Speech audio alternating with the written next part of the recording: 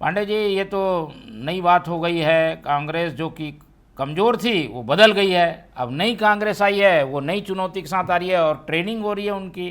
जब नई सेना होती है, उनकी ट्रेनिंग करके जब जवान आता है युद्ध मैदान में, तो बड़ी चुनौती आ जाती है कहते हैं। तो कैसे इसको देखते हैं आप लोग, इस चुनौती को? मोहन जी, आपको, बड़े भाई बाबूलाल शर्मा जी को और रुपेश जी को संजय जवान, आपने बात ठीक कही कि सेना नहीं है, लेकिन सेनापति वही है। अब क्या है, इंजन आप बदल नहीं रहे हो, पीछे डब्बे बदलने से आपके परिणाम बदल जाएंगे, ये कतई संभव नहीं है। लेकिन जहाँ तक मतलब संगठन के सृजन की बात है, तो मैं रुपेश दुबे जी से पूछना चाहूँगा कि ये जो विसर्जन करने वाले लोग हैं, जो संगठन का विसर्जन कर चुके हैं, उनका क्या किया आपने, इसका जवाब कौन देगा? दूसरा, आप किस से उम्मीद लगा रहे हैं? आपने जो हेडिंग दिया, बड़ा ताजुब की बात है, राहुल गांधी देंगे जीत का मंत्र। जीत उनके हिस्से में कितने? 100 चुनाव में 4, 5, 6, 94, 95 चुनाव हारने वाले व्यक्ति जीत का मंत्र देंगे। मैं बड़ा ताजुब हूँ। और आपके विवो में देखा कि उसमें कुछ लाइनें थी कि संवाद, अनुशासन और बूथ सशक्तिकरण, बूथ पे मजबूत करेगी कांग्रेस को।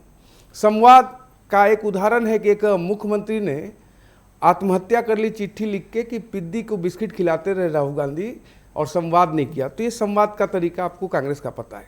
अनुशासन, प्रदेश के प्रधानमंत्री को तू तड़ाक करना, चलते सदन में गले पड़ जाना, ऐसे हर मुद्दे पर आप देखेंगे अनुशासन तो बिल्कुल है ही नहीं राहुल बाबा में। तीसरा, बूथ सशक्तिकरण।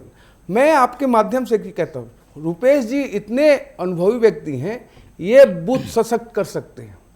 राहुल गांधी अगर फिर से अपनी टीम बनाने जा रहे हैं, तो अभी बाबूलाल शर्मा जी ने कहा वास्तव में इसका फायदा होगा, जरूर होगा, लेकिन उसका फायदा 100% भारतीय जनता पार्टी को होगा। राहुल गांधी जी जितना बोलेंगे, जितना एक्ट करेंगे, उसका परिणाम हमारे पक्ष में आएगा। तीसरा महत्वपूर्ण से देखिए, जो हार के बाद कभी भी उसका इंट्रोस्पेक्ट नहीं करना। आपने जिलाध्यक्ष बदल दिए, जिलाध्यक्ष बदलने से उनके पास जादू की कोई छड़ी आ गई।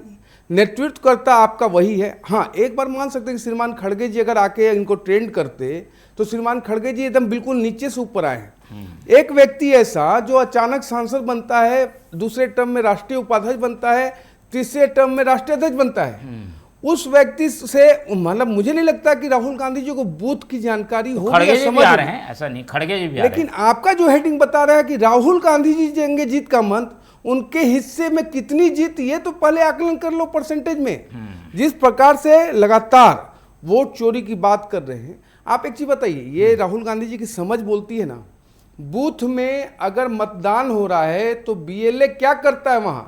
बीएलए देखता है ना कि इस बूथ का मतदाता है या नहीं है। वहां पे राहुल गांधी जी लेके आते हैं कि वोट चोरी हो रहा है। तो मुझे लगता है कि चुनाव या राजनीति की समझ अभी भी उनमें उत्पन्न नहीं हुई है।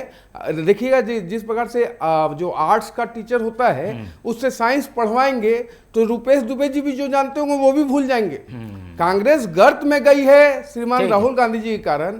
और जब आप सृजन कर रहे हैं तो इंट्रोस्पेक्ट भी कीजिए कि लगातार 2014 के बाद परिणाम ऐसे क्यों आ रहे हैं। और जब ईवीएम नहीं था तब भी बिहार, बंगाल, उड़ीसा, केरल, मध्य प्रदेश, गुजरात, ऐसे कई बड़े बड़े राज्य हैं, उसके पहले 20-20 साल पहले से आप वहां से गायब हैं। कांग्रेस पार्टी मृत प्राय हो गई नहीं, है। लेकिन कांग्रेस ने समीक्षा की और देखा कि हमारा संगठन कमजोर है, इसीलिए संगठन सृजन शुरू किया। नहीं मोहन जी, संगठन कमजोर है आप नहीं समझ रहे, नेतृत्वकर्ता में दम नहीं है। ठीक है, मैं तो कह रहा हूं ना, अनुभवहीन जो राहुल गांधी जी हैं। एक देखिए, फैक्ट्री में जो मजदूर काम करके सीईओ बनता है एक अलग विषय होता है, और डायरेक्ट सीईओ बन के आता है एक अलग विषय होता है। तो जो चीजों की जानकारी होती है, जो समझ होती है, जो अनुभव होता है, वो काम करता है। या अनुभव नहीं है, इस कारण ये स्थिति पैदा हुई है।